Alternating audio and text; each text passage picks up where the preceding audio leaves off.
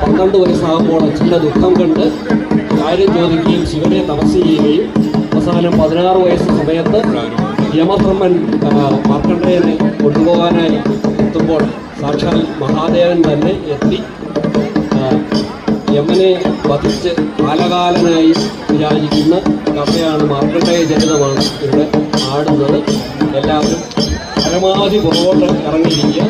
പടയണിയിലെ ഏറ്റവും പ്രധാനപ്പെട്ട കോലമാണ് കായംകോലം.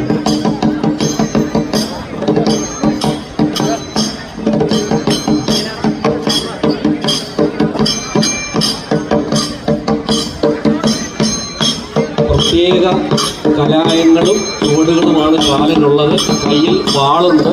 തീർച്ചയായും പരമാവധി പുറകോട്ട് ഇറങ്ങിയിരിക്കുക.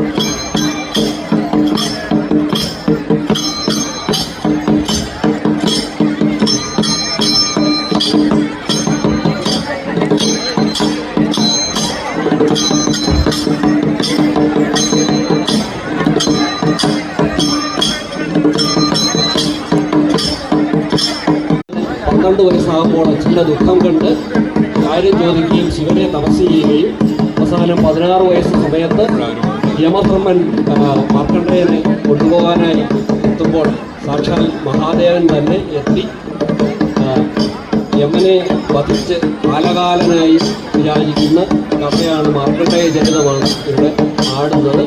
എല്ലാവരും പരമാവധി പുറകോട്ട് ഇറങ്ങിയിരിക്കുക. പടയണിയിലെ ഏറ്റവും പ്രധാനപ്പെട്ട കോലമാണ് കായംകോലം.